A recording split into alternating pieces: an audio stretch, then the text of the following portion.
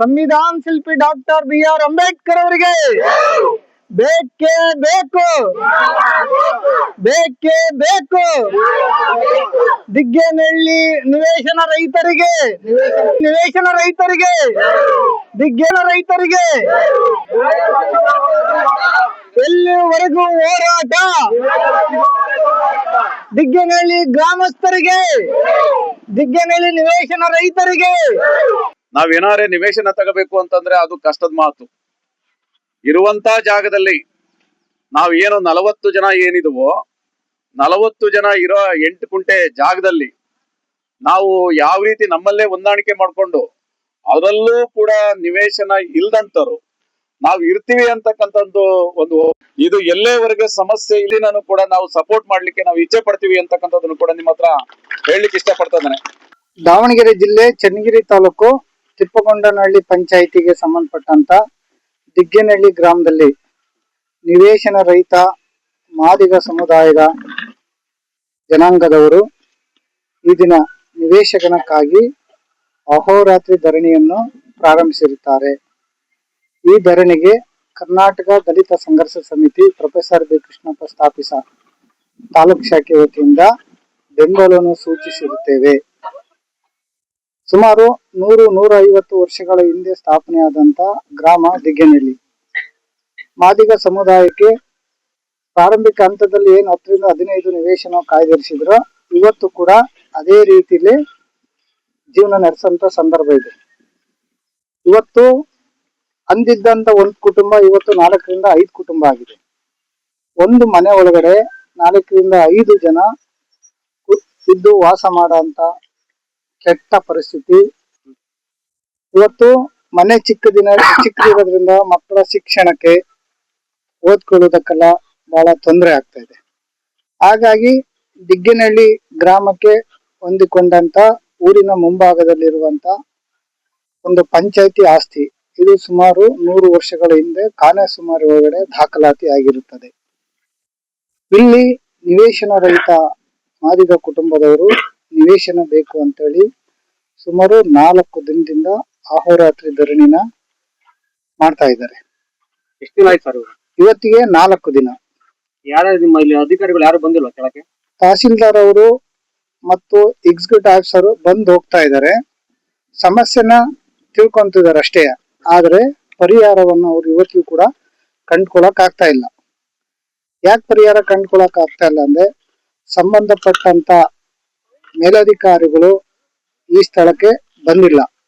ಈಗ ತಕ್ಷಣ ನಮ್ಮ ಮನವಿನ ಪುರಸ್ಕರಿಸಿ ಜಿಲ್ಲಾಧಿಕಾರಿಗಳು ವಸತಿ ಸಂಬಂಧಪಟ್ಟಂತ ವಸತಿ ಕಮಿಷನರು ಈ ಸ್ಥಳಕ್ಕೆ ತಕ್ಷಣ ಬರಬೇಕು, ಬಂದು ಈ ಬಡವರ ಕೂಗನ್ನ ಆಲಿಸ್ಬೇಕು.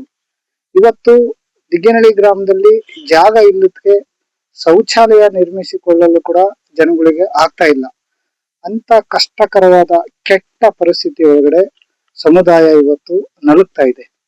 ಚನ್ನಗಿರಿ ನಗರಕ್ಕೆ ಕೇವಲ 300ರಿಂದ 500 ಮೀಟರ್ ಅಂತರದಲ್ಲಿರುವಂತಹ ಒಂದು ಗ್ರಾಮ ಇವತ್ತು ಕುಗ್ರಾಮವಾಗಿ ಜೀವನ ಕಳೀತಾ ಇದೆ ಅಂದ್ರೆ ಇದು ನಾಚಿಕೆಗೇಡಿನ ಸಂಗತಿ. ಆದ್ದರಿಂದ ಸಂಬಂಧಪಟ್ಟ ಇಲಾಖೆಯವರು ತಕ್ಷಣ ಈ ಸ್ಥಳಕ್ಕೆ ಬರಬೇಕು. ಮೇಲಧಿಕಾರಿಗಳು ಮತ್ತು ಸರ್ಕಾರಕ್ಕೆ ಸಂಬಂಧಪಟ್ಟಂತಹ ಮೇಲಧಿಕಾರಿಗಳು ಇಲ್ಲಿಗೆ ಆಗಮಿಸಿ ಇದನ್ನ ಪರಿಶೀಲಿಸಿ ಅವ್ರಿಗೆ ತಕ್ಷಣ ಪರ್ಯಾಯವಾಗಿ ಅವ್ರಿಗೆ ನಿವೇಶನ ಕೊಡಬೇಕು ಅಂತೇಳಿ ನಾನು ಈ ಮೂಲಕ ಆಗ್ರಹಿಸುತ್ತೇನೆ.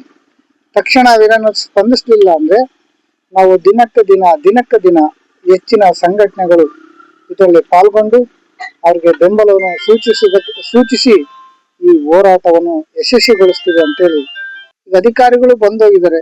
ಈಗ ಜನಪ್ರತಿನಿಧಿ ಆದಂತವ್ರು ಫಸ್ಟ್ ಬರ್ಬೇಕಾಗಿತ್ತು, ಅದು ಬಂದಿಲ್ಲ. ಅವ್ರೇನೋ ಸೋಮವಾರ ಬರ್ತೀವಿ ಅಂತ ಹೇಳ್ತಾ ಇದಾರಂತೆ. ಶಾಸಕರು ಸೋಮವಾರ ಬರೋದಕ್ಕಿಂತ ನಾಳೆನೆ ಇಡೀ ಜಿಲ್ಲಾ ಅಧಿಕಾರಿಗಳ ತಂಡದೊಂದಿಗೆ ಬರ್ಬೇಕು. ಬರೀ ಶಾಸಕರು ಬಂದ್ರೆ ಸಾಲದು. ಯಾಕಂದ್ರೆ ಇಲ್ಲಿ ಭೂಮಿ ರೆಡಿ ಇದೆ. ಈಗ ಗ್ರಾಮಸ್ಥರು ಹೇಳೋ ಪ್ರಕಾರ 2 ಕಡೆ ಭೂಮಿ ಇದೆ. 2 ಕಡೆ ಒಳಗಡೆ ಯಾವ್ದಾದ್ರು ಒಂದ್ ಕಡೆ ಭೂಮಿನ ಅವರು ಕೊಡ್ಬಹುದು. ಭೂಮಿ ಇಲ್ಲ ಅಂದಿದ್ರೆ ತೊಂದ್ರೆ ಅಂತ ನಾವು ಹೇಳ್ತಾ ಇದ್ವಿ. ಭೂಮಿ ಇದೆ, ಗ್ರಾಮದ ಮುಂಭಾಗದಲ್ಲಿದೆ, ಗ್ರಾಮದ ಪಕ್ಕದಲ್ಲೂ ಭೂಮಿ ಇದೆ ಅಂತೇಳಿ ನಮಗೆ ಮಾಹಿತಿ ಇದೆ.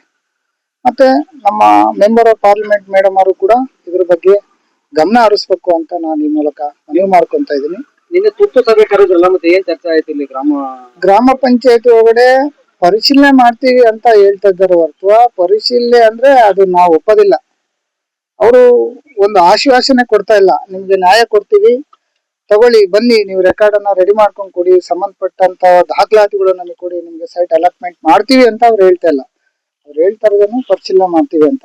ಪರಿಶೀಲನೆ ಮಾಡಕ್ಕೆ ಇಲ್ಲಿ ಜಾಗ ಇಲ್ಲ ಅಂತ ಹೇಳ್ತಾ ಇಲ್ಲ ನಾವು. ಜಾಗ ಇದೆ, ಜಾಗ ರೆಡಿ ಇದೆ, ನಾವು ಪ್ರತಿಭಟಿಸುವ ಜಾಗನೂ ರೆಡಿ ಇದೆ, ಮತ್ತೊಂದು ಜಾಗನೂ ರೆಡಿ ಇದೆ.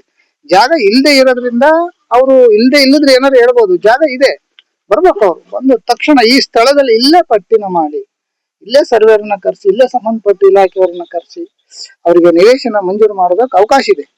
ದಯವಿಟ್ಟು ಈ ಮುಖೇನ ಅವ್ರಿಗೆ ನ್ಯಾಯ ದೊರಕಿಸ್ಕೊಡ್ಬೇಕು ಅಂತ ಹೇಳಿ ನಾನು ಆಡಳಿತ ಮಂಡಳಿ, ಜಿಲ್ಲಾ ಆಡಳಿತ ಮಂಡಳಿ ಮತ್ತೆ ನಮ್ಮ ಘನವೆತ್ತ ಶಾಸಕರು ಮತ್ತೆ ಲೋಕಸಭಾ ಸದಸ್ಯರಲ್ಲಿ ನಾನು ಈ ಮೂಲಕ ಮನವಿ ಮಾಡ್ಕೊಳ್ತಿದ್ದೇನೆ. ಸಂಪೂರ್ಣ ನ್ಯೂಸ್, ನಮ್ಮ ನಡಿಗೆ ವಾಸ್ತವದ ಕಡೆಗೆ. ಇದು ನಿಮ್ಮ ಧ್ವನಿ.